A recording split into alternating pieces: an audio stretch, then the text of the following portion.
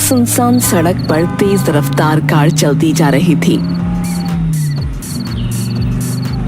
Car में सीमा थी, जो बहुत ज्यादा परेशान और डरी हुई लग रही थी। तभी उसने देखा कि बहुत दूर पर कोई औरत खड़ी लिफ्ट मांग रही है। सीमा उसे इग्नोर करके आगे बढ़ जाना चाहती थी, पर उस औरत पर उसे तरस आ गया। लगता है कोई मुसीबत में है, क्या करूं, रुकूं या नहीं? लेकिन जब वो औरत उसके थोड़ा पास पहुंची, उसने देखा कि वो औरत तो हूबहू उसी की तरह लग रही है। अरे, ये औरत तो बिल्कुल मेरे जैसी दिख रही है। उसे देखकर वो थोड़ा घबरा गई। उसे समझ नहीं आया कि ऐसा कैसे हो सकता है, लेकिन फिर भी सीमा ने गाड़ी को उसके पास ले जाकर रोक दिया। आप इतनी रात को सुनसान सड़क पे और अकेले, आपको जाना कहाँ है? बस मुसीबत में हूँ मैडम, यहीं आगे एक ढाबे तक जाना चाहती हूँ।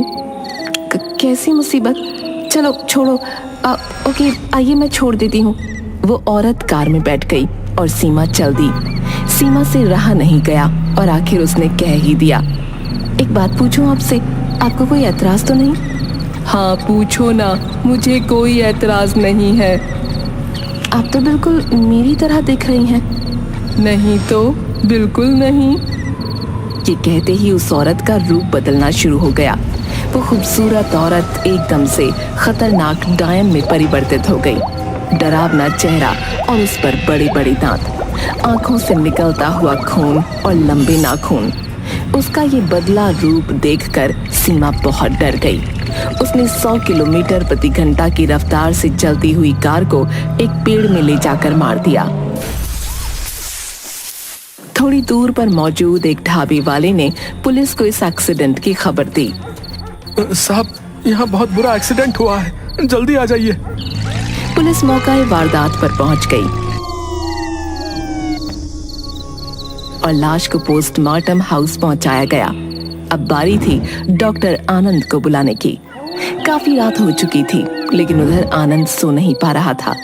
उसके कानों में उसकी पत्नी के आखिरी अल्फाज गूंज रहे थे, वो डायन मुझे मार डालेगी, वो डायन मुझे मार डालेगी। पर आनंद को डायन जैसी चीजों पर कोई विश्वास नहीं था। उसे लगता था कि उसकी पत्नी पागल हो गई थी। आनंद सोने की कोशिश कर रहा था, पर तभी उसका फोन बजा। हेलो, हाँ बताइए इंस्पेक्टर साहब, इतनी रात में कैसे याद किया? आपको तो एक ही चीज के लिए याद किया जाता है, एक औरत का एक्सीडेंट हुआ है, आइए पोस्टमार्टम करिए। अरे यार, अब इतनी रात में मैं अकेले काम करूं पोस्टमार्टम हाउस में? अरे नहीं नहीं, मैंने आपके लिए एक इंटर्न को भी बुला लिया है, अब फटाफट आइए। अच्छा आता हूँ। इंटर्न को बुलाया ना, अकेले में काम करना मुश्किल हो जाता है। हाँ सर, इंटर्न बस कुछ देर में पहुंचता ही होगा। आनंद उठकर तैयार होता है और हॉस्पिटल की तरफ निकलता है।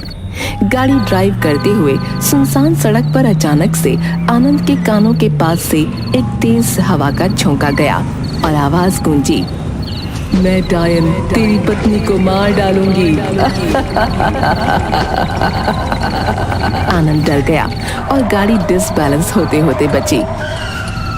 अरे ये मुझे क्या हो जा रहा है? शायद नींद की झपकी लग गई, उस वजह से ये हुआ। वेकअप आनंद, वेकअप। उसके बाद आनंद पोस्टमार्टम हाउस पहुंचा। रात के सन्नाटे में पोस्टमार्टम हाउस कुछ ज्यादा ही डरावना लग रहा था। बाहर बैठा चौकीदार सो रहा था। राजू, अरे लाश आ गई क्या? हाँ क्या? अरे डेड बॉडी आ गई क्या? मैं डॉक्टर आनंद हूँ, पोस्टमार्टम करना है। अरे मुझे नहीं पता, मुझे सोने दो। अजीब है। आनंद अंदर जाता है तो देखता है कि सामने लाश पड़ी है और वहीं पर एक इंटर्न खड़ा हुआ है। हाय सर, मेरा नाम रमन है, मैं इंटर्न हूँ। मैं आपके साथ काम करने के लिए बहुत एक्साइटेड हूँ। आनंद उसकी बात का कोई जवाब नहीं देता और एक सिगरेट जलाकर अपने मुंह में लगाता है। फिर वो लाश को देखता है और कहता है, हाँ तो क्या नाम बताया तुमने? रमन। ऐसा करो, पोस्टमार्टम शुरू करो, मैं तब तक सिगरेट पी लूं। Okay sir. आनंद खिड़की के पास जाकर खड़ा हो जाता है और सिगरेट पीते हुए बाहर देखने लगता है। इधर रमन उस लाश के पेट में कट लगाता है और वो ये देखकर हैरान रह जाता है कि लाश के पेट में कोई इंटरनल ऑर्गन है ही नहीं। रमन बहुत घबरा जाता है और आनंद को बुलाता है। सर यहाँ ये जल्दी, ये देखिए, इस लाश के अंदर तो कुछ है ही नहीं। क्या बकवास कर रहे हो? रुको, आता हूँ। आनंद जैसे ही लाश के पास पहुंचता है तो अचानक से बाहर मौसम बिगड़ने लगता है, जिससे खिड़की दरवाजे बहुत तेज हवा से हिलने लगते हैं और लाइट भी चली जाती है। ओहो, लाइट को भी अभी जाना था। मोमबत्ती या इमरजेंसी लाइट वगैरह कुछ हो तो जलाओ। Okay sir. रमन मोमबत्ती जलाता है। अब जब आनंद उस लाश को देखता है तो उसके कहीं कोई कट ही नहीं लगा होता। वो रमन को डांटता है। कोई कट तक लगाया नहीं है बॉडी में और बातें बना रहे हो। अब रुको 1 मिनट, मेरी गाड़ी में शायद टॉर्च पड़ी है, मैं लेकर आता हूँ। ऐसा कैसे हो सकता है? मैंने तो कट लगाया था। आनंद बाहर टॉर्च लेने चला जाता है।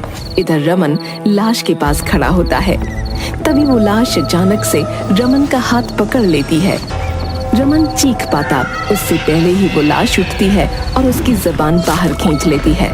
रमन तड़पने लगता है। तू मेरा पोस्टमार्टम करेगा, अब तू देख, आज तेरा ही पोस्टमार्टम होगा। ये कहकर लाश रमन को छूती है और अपने वश में कर लेती है। रमन एक बुत बनकर वहीं पर खड़ा हो जाता है और लाश वापस लेट जाती है। तभी आनंद भी टॉर्च लेकर वापस आ जाता है। बहुत खराब मौसम है बाहर। ये लो, टॉर्च पकड़ो, मैं फटाफट पोस्टमार्टम करता हूँ, फिर घर चलें। रमन टॉर्च पकड़ लेता है। आनंद पोस्टमार्टम करना शुरू करता है। वो जैसे जैसे उस लाश को कट लगाता है वैसे वैसे रमन के भी कट लगते जाते हैं। रमन का पूरा शरीर कट जाता है पर वो खड़ा रहता है। आनंद ये चीज नोटिस भी नहीं करता क्योंकि कमरे में अंधेरा था और उसका पूरा फोकस लाश पर था। तभी उसका फोन बजता है। हाँ इंस्पेक्टर साहब, अब क्या हुआ? अरे वो डब्बे वाले का फोन आया था। वो कह रहा है कि यहाँ पर एक और लाश पड़ी है। मैंने 2 हवलदार भेजे हैं, वो दूसरी लाश लेकर आ रहे होंगे। अरे इंस्पेक्टर साहब, आप कैसा काम करते हैं? खैर, आने दीजिए, देखते हैं। आनंद ये बात कहने के लिए जब रमन की तरफ देखता है तो उसके होश उड़ जाते हैं क्योंकि उसका पूरा शरीर कट चुका था और वो एक ज़ॉम्बी की तरह खड़ा हुआ था। ओह शिट, रमन, ये तुम्हें क्या हो गया? किसने किया ये? तूने ही तो किया है। ये क्या हो रहा है? ये लाश। आनंद बहुत डर जाता है और वो चिल्लाकर भागना शुरू कर देता है।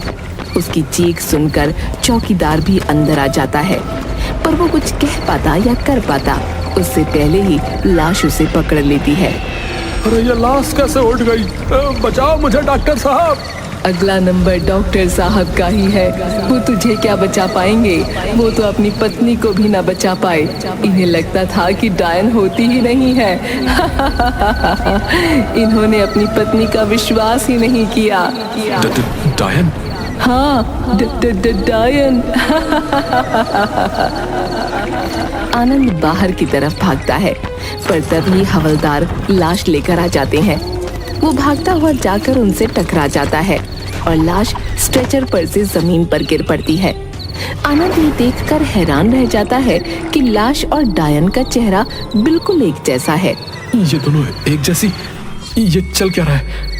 तुम लोग भागो यहाँ से, वरना ये डायन तुम्हें मार डालेगी। वो लोग कुछ समझ पाते उससे पहले ही वो डायन पोस्टमार्टम हाउस के सारे दरवाजे बंद कर देती है और आगे बढ़कर आकर उस लाश को छूती है। उसके छूते ही वो लाश उठकर खड़ी हो जाती है।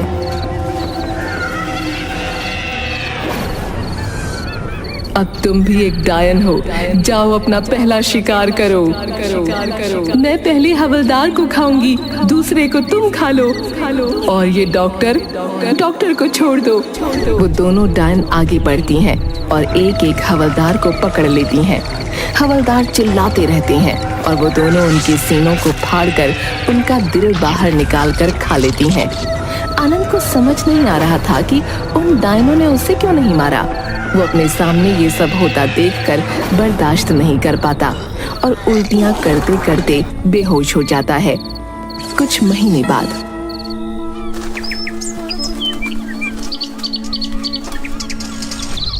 ये मरीज कुछ अजीब ही है। ये पैथोलॉजिस्ट था, पोस्टमार्टम किया करता था। पर एक रात इसने लाश को छोड़कर अपने जिंदा इंटर्न का ही पोस्टमार्टम कर दिया और लाश लेकर आए हवलदारों का तो दिल निकाल कर खा लिया। पर इसका कहना है कि यह सब डायन ने किया है। और कोई बहाना नहीं मिला इसे, बल्कि सीसीटीवी फुटेज में साफ दिख रहा है कि सब कुछ इसने खुद किया है। दरअसल इसकी पत्नी कुछ साल पहले एक एक्सीडेंट में मरी थी और उसने इससे फोन करके कहा था कि डायन मुझे मार रही है, पर इसने विश्वास नहीं किया। पर जब वो मर गई तो ये अपना मानसिक संतुलन खो बैठा। बेचारा, पता नहीं अब कभी ठीक हो पाएगा या नहीं। भाग जाओ यहाँ से, इससे पहले कि वो डायन यहाँ भी आ जाए। वो कहीं भी आ सकती है, वो तुम सबको मार डालेगी। भाग जाओ।